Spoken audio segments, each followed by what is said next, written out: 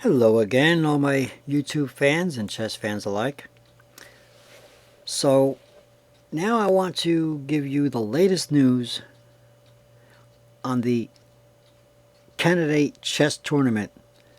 And since I haven't made a video on this particular subject since round 6, this is going to be a sort of summary of round 7, 8, and 9.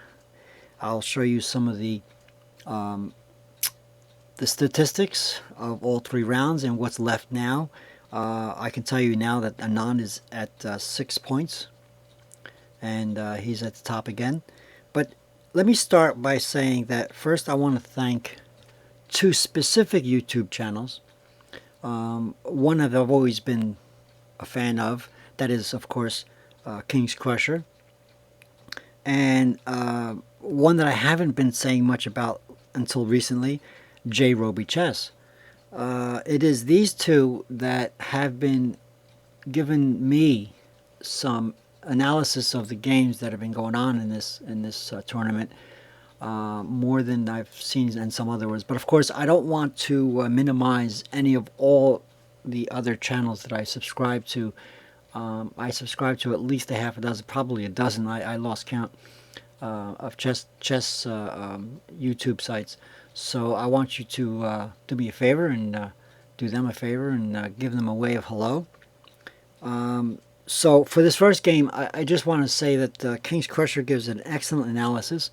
I'm not going to analyze it in any way. I just want to show it to you because it is in fact one of the highlights of round 7, that Aronian won a very close and exciting game against Karyakin, tying the top score at the round 7 level with Anand at 4.5 points. So if you want to get an expert analysis of this game, I'll scroll through it for you real quickly, just to show you the game itself without trying to analyze it. Okay, you can see the score list, the move list on your right hand side there. Please play this in high definition. You'll be able to see it. Okay. It is Aronian playing black that won against Karyakin, by the way, who has in the next round and in round 8 and 9, I'm going to show you some games that will show you that Karyakin is no slacker. He actually did some great things. It's just that this particular day was not his day. So he did, Karyakin did lose in this particular game.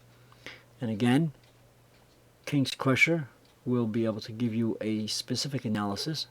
Please visit his site. Give him a wave hello for me. There you go. All right. So at this round 7, we have Anand. Of course, Anand did not lose a single game as of yet. In fact, even through round 9, he hasn't lost a single game. He only drew many times, which I tell you the truth, I am a little disappointed in Anand that he drew so many times. I wish he wouldn't draw so quickly. But in any case, in round 9, he actually won a game. But I'm jumping ahead of myself here. I wanted to try and to give you some of the excitement of what's going on. I had previously said that I think the fireworks are going to start within round 7. Round 7, of course, is the middle of the tournament, being there 14 rounds. So the fireworks has started, and I want to express that. So let's just say that at the moment of round 7, at this game, there is a 4.5 point tie. Let me check my notes here. Tying the score at 4.5 points with Anand. So yeah, we'll leave it at that for this particular game. Now, continuing on, the most notable blunder in round 7. Here is a very interesting, and all the commentators were sort of up in arms about this. Memedryov, who was actually the low man on the totem pole, so to speak, was playing some really, really good chess. ended up blundering a game. In other words, he had, in fact, it was with Kramnik, and Kramnik, of course, is one of the favorites. He had Kramnik on the run, and let me go ahead and just pull that game up. Let me just click on this. Here it is here. Game 7.4. I'm going to just in fact, I'm going to see if I can get this to play by itself. Here. Let me just go ahead and click the replay. There we go. I'm going to talk while this is replaying. Medvedev had lost the first two games in the round in the beginning of the tournament. One of them, of course, was with Anand, and I have to hand it to Medvedev. He was able to pull himself up and actually start playing some really tough chess. And in this particular game, it looked as though, in fact, even the commentators were saying that it looks like Kramnik is going to lose this game. I guess there is a mental, stress and things like that. Somewhere along the line, Medvedev sort of lost concentration, and he blundered. But he didn't just blunder a single move or a piece or anything like that. He literally blundered the game. That is, he would have won. And if it wasn't for his blunder, and he ended up losing instead. In other words, he blundered the game. He gave Kramnik the game back. So Kramnik ended up winning this game. So I'm going to, after saying that, I'm going to stop this automatic playback and move and fast forward this and back up very quickly so before you see it. This particular set of analysis came from, I want to say, Jay Roby Chess. If it wasn't for him, I wouldn't have realized this. So please give a shout out to Jay Roby Chess. Subscribe to his channel if you would. I'm going to find that specific move. I think I need to flip the board to understand it better. Let me just make sure I know what I'm saying here. Yeah, let me see. Kramnik was white. No, let me flip the board again. I'm just not sure which view I should be seeing. Okay, I'm going to try and remember which exactly the move was. All right, give me a second here. I'm sorry if I'm there it is. Okay, I got it. So obviously, if you play this in high definition, you'll be able to see the fine print on the right side of your screen.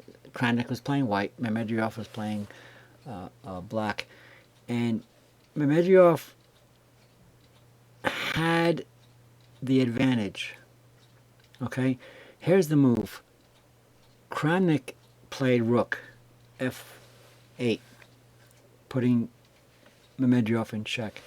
Now, I want you to see this, and again, if you go to Jay Roby Chess, he'll give you a specific and very in-depth analysis of this, and it is to his expertise that I learned this. So I'm basically giving you what I learned from him, but I want you to see this. I want you to look at where White's king is right now. And aside from the fact that it is, in fact, Black's move, I just want you to see that White's king has a very limited motion to show you that he cannot move here because of the knight. Okay? So far, he cannot move here because of the bishop. Okay? He cannot move here because of the rook. So the only places that Kramnik can move his king is here. One space. So Medvedev, with the basic idea of the way chess works, he needs to find a way to if you follow this whole game, you'll see that Medvedev slowly but surely encased Kramnik's king, You know, at first he had 3 places to go, then he had 2 places to go, and now he only has 1 place to go. So the move that Mehmedryov should be making is here. He should be moving king to g6. This was the blunder. Okay? So Kramnik puts Mehmedryov in check.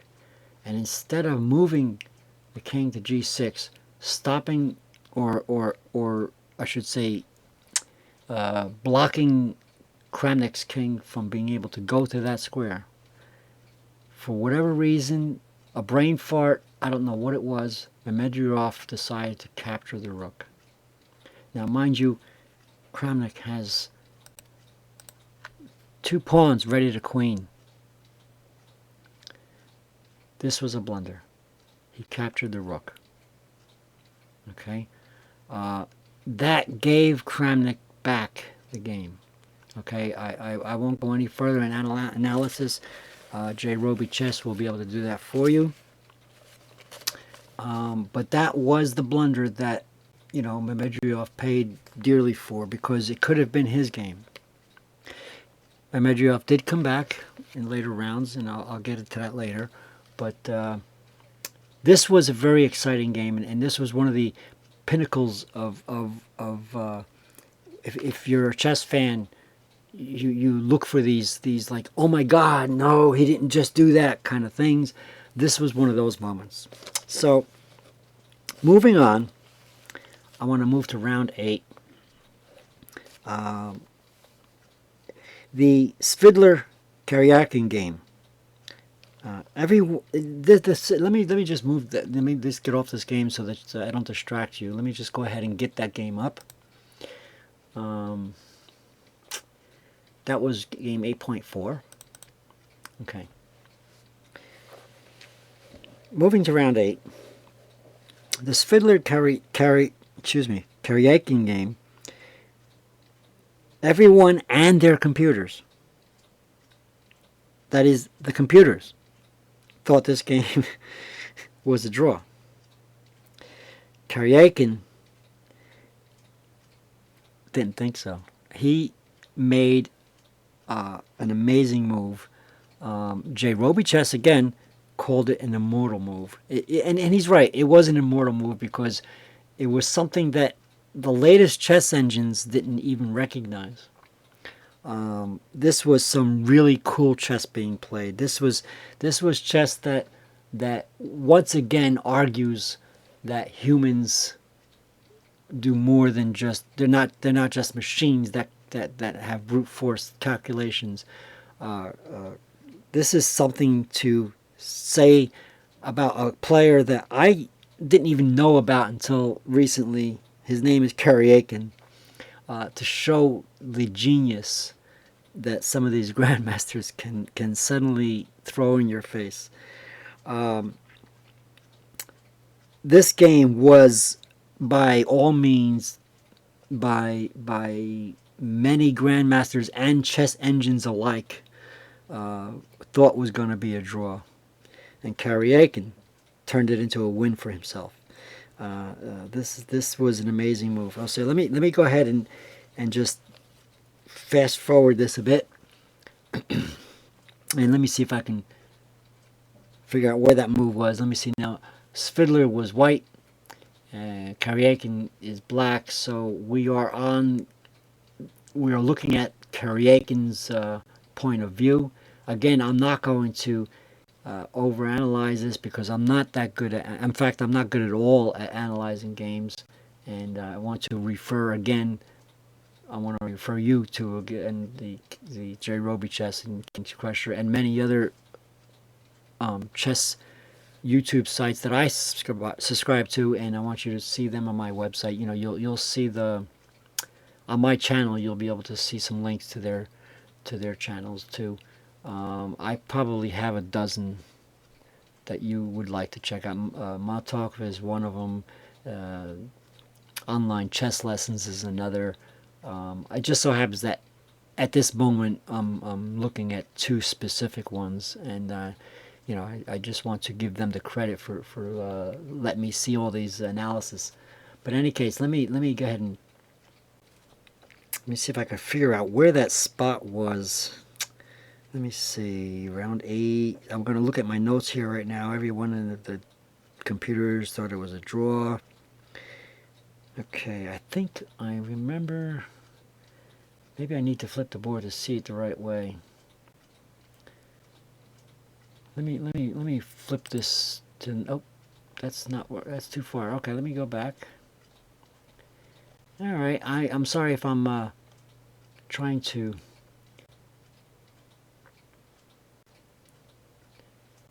A little silence here. Yeah. I think I'm gonna try flipping the board. I don't remember the perspective I saw it at when I first saw it.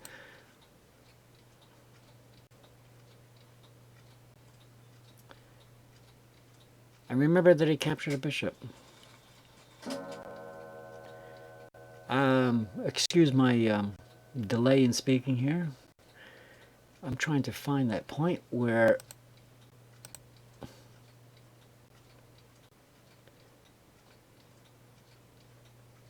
it was a move. Instead of taking a rook, it took a bishop.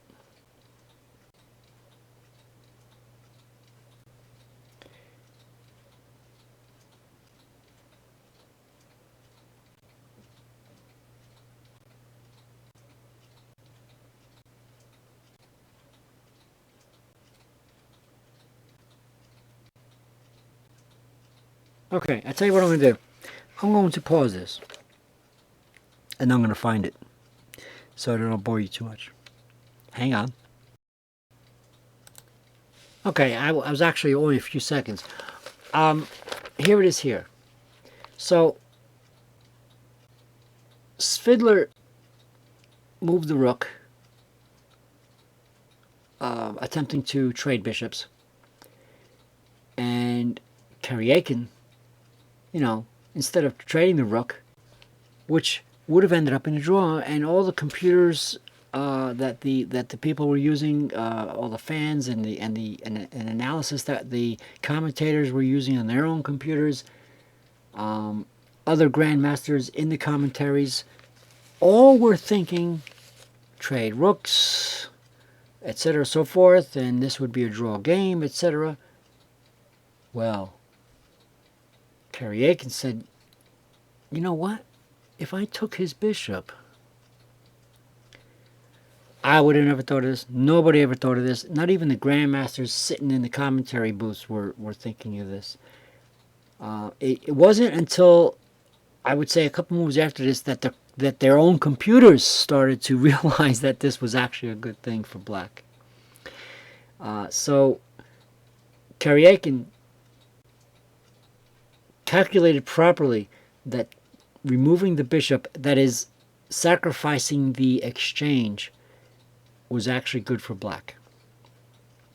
The game went on as a win for Karyakin. And it wasn't, like I said, it wasn't until several moves later that the computer started to catch up and say, well, you know what, this guy is right. So this was a very exciting game. I'm just going to scroll through quickly. This was a very exciting game that was unexpected and turned the heads of many experts upside down. It was Svidler who ended up resigning. As you can see, the material advantage is but a couple of points, where Karyakin has a bishop compared to Svidler's pawn, and sooner or later you can see that this is in fact a plus for black. So moving on, okay. As I said, the fireworks are starting. Anything can go happen. Moving on, let me see. I wanted to show you. So after this game, and after this round, the standings are. Let me go ahead and pull up those standings. Let me see. This is actually the old standings. Let me go ahead and close this one off. So the standings for round 8. Excuse me while I show you my desktop. Okay, I have them here. Oops. Okay, there it is. All right. Oops. All right. So the standings after round 8 are. This is for round 9. Okay, Patrick. Let everybody see where your stuff on your desktop is. Where's round 8? Oh, there it is. Round 8 standings. After that wonderful game, we have Vichy at 5 points, Aronian Levant at 5 points, Kramnik at 4.5, and as you can see on your screen, please play this in high definition. I could actually enlarge this a little bit for you. Let me see. There you go. In case you can't get high definition on your particular computer, there it is a little bit bigger for you. You know. Okay, so there we go. So this is the standings after round 8. All right. We have Memedryov, who used to be at the bottom of the totem pole, sitting at 3.5 points. And Aronian tying with Vichy Anand. Okay. Svidler now is dropped to 3.5 points. Again, we have quite a few rounds to go yet, and anything could happen. So don't count any of them out yet. But this is the beginning of the fireworks. This is where the standings seem to be suddenly being shuffled like a deck of cards. With Anand still remaining at the top. And if you remember when I first started this series of videos, I'm asking the question, will Anand be able to get a rematch with Magnus Carlsen for the championship match? So I'm at the end of this, I'm still thinking that he may. Whether or not he's actually going to be able to regain his title is another whole question altogether. But I'm still counting on Anand getting the rematch. Okay, so let's close this off and get to the next. Let me just get that screen on. Okay, so let me get to the next one. So you saw the standings after round 8. Turning the page of my notes. Okay. Leaving round 8 with the 5 players at 3.5 points. Kramnik with the lone 4.5, and the 2 at the top with 5 points, and Anand and Aronian at the end of round 8, which I just showed you. Okay. So now, as if Anand heard my wishes. I've been saying that. I'm kind of disappointed because Anand seems to be like lazing back and like he's accepting the draw at 20 or less moves or 20 something moves. It just seems to me that he's playing the sports game. Like, okay, that's all right. I'll just relax and wait for the next player, and I'll make sure that my points are. I'm a little disappointed. Maybe that's going on. Maybe it's just my imagination. I'm not sure, but it's almost as if he heard me, because in round 9, Anand did finally win a game against a very favored player, and here it is. Let me see. As if he heard me. I'm reading my notes. Don't mind me. Topolov. Topolov, as you know, with the toilet gate, is not one of my favorite players, but he is favored in many circles as one of the top players. He is now, by the way, after round 9, at the bottom of the totem pole. I don't want to say that too loud, but here it is. Round 9. Topolov giving Anand the top score. 6 points. So let me get to that game. Let me there it is. Okay, so Anand played Topolov, and without any analysis whatsoever, and I'm not sure if anybody, I don't know if King's Crusher or J. Roby Chess covered this game. I think one of them must have. I know I've seen it somewhere. It might have been Jeez, I'm sorry, I forgot who it was. I know I've seen it covered. It could have been Chess Lessons Online, or it could have been somebody else altogether. Uh, um, I encourage you to visit my channel and look at all the links that I have to the many uh, um, chess YouTube channels that I subscribe to. See if you can find it there. I apologize for not remembering who it was that covered this particular game, but the fireworks has started, and we are now at round 9 and going on 10. Today is a rest day. Round 10 will be tomorrow. But with this round 9, the fireworks definitely started. This is the Topalov game with Anand playing white, and Anand crushed Topalov without any analysis. I'm going to let this game just play. Let me just go ahead and hit the automatic play button here and just go ahead and play it. I'll let you look at that while I try to read my notes. Let me see. Yeah, it wasn't just that Anand finally stopped drawing and won this game against Topalov, but 2 other players as well won their games. So there was 3 out of 4 games in this round 9 that were scored as 1, whereas 1 game was drawn. Okay? And those are, of course, Vishy Anand against Topalov, which is what I'm showing you right now. The others were Karyakin and the one that I said we're going to watch out for, Medvedev. He also won his game against his opponent. I actually don't have that written down who he was playing, but we'll look at that in a minute if you want to see who it was he was playing. But they were both winners in this particular round, along with Anand. And I'm just going to head and see if I can fast forward this. Okay, so Anand won this, and you can see, let me just close this little window off.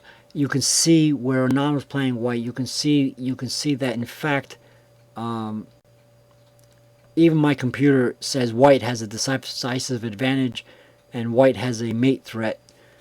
You can see that Anand has 4 pawns against Topalov's 3 pawns.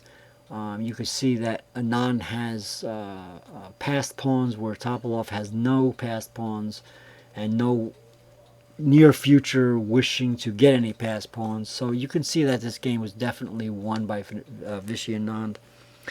So the other 2 games, Karyakin and Medvedev also won theirs, and Draken, and the other game was a Draken and Svidler, who drew their game. So the score now leaves at, let me just get that little window up. Let me just actually lower this and get this window up. Now we have the PDF pairings of round 9, which are here.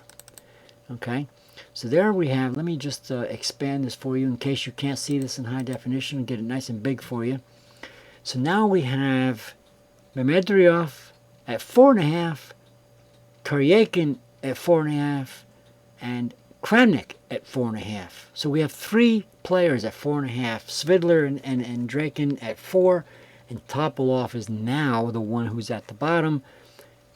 Aronian Levon, that is Levon Aronian, is at the -1 from Vishy Anand, who's now at 6.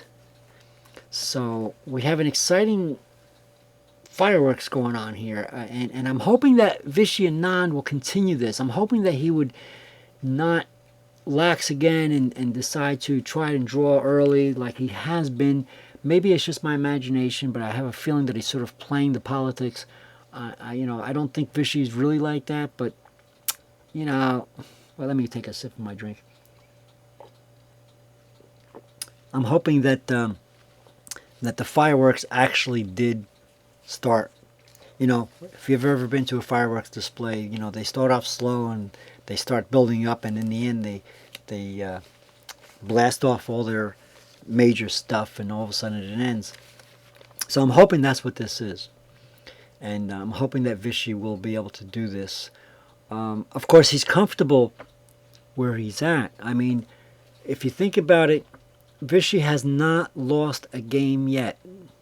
He has drawn many, but he has not lost a single one, whereas all the other players, including Aronian, had lost at least one. And some of them lost more than one, some of them two, and I think Topalov might have even lost three. So the point here is that there is actually a scoring, and forgive me for my ignorance, I really do not understand the scoring system completely. There is a thing where I believe even if two players were to tie in the score, say for example if Aronian and Vichy ended up as both at the top of the score, and if Vichy never lost a game, he only drew, and where Aronian had actually lost one, I would think that the way it works is that Anand would actually win the tournament just by the fact that he never lost a game.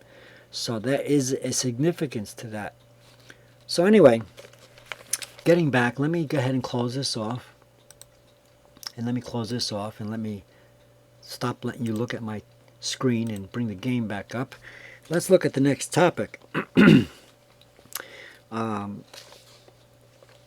The next topic, let me see. I am still wishing and all that stuff, and well, I think that's it actually. I don't know if there's any games that you want me to show you. Certainly there's a lot of games that I didn't show you, but I wanted to show you the specifics as far as the 3 rounds are concerned, and the scoring. Let me see. You know, anything can happen. It's 5 rounds to go, so anything can happen. I want you to realize that Magnus Carlsen is also an incredible player, and he doesn't lose. I mean, he's the kind of guy that told Anand that I don't want it. He actually told Anand during one of the, I think Anand during the championship match, I think there was one game where Anand offered a draw, and Carlsen refused and told him to play it out. So, you know, I don't want you to count that out. I mean, I'm hoping that they get the rematch, but I'm still thinking that even if they do get the rematch, I'm still thinking that Carlsen may really hold on to the title. I am really desperately wishing for that rematch to occur, to prove me wrong, even, you know. But I don't know if there's another game I can show you. I'm flipping through my notes here. Let me see. Should I show you another game? Well, I'll tell you what. I don't want to bore you to death with me flipping through my notes. If you have any comments, if you wanted to see a game that I didn't show you, let me know through your comments. If there's any questions, if there's anything that you want to know, any games that you want to cover that I certainly didn't cover, and you want to know if there's any channels out there that I can refer you to cover these games, I would certainly refer you to any of my subscriptions that I have. I think these guys are all great. You know, of course, I've been promoting King's Crusher and Jerry Roby Chess for the last few videos that I've been doing, but I don't want to take away from anything from any of the other channels that I also subscribe to. It's just that those 2 particular ones have been covering these games more than the others. But in any case, thank you for watching. Please subscribe. By all means, please visit my other links that to the ones that I subscribe to: King's Crusher, J. Roby Chess, online chess lessons, Matov, I think he pronounces his name. Geez, I'm sorry if I can't remember all these names. Like I said, there's a dozen or more. Just visit my channel, look for the links, and thank you for watching. Please subscribe, visit those guys, give them away for me, and keep on playing. Enjoy the game.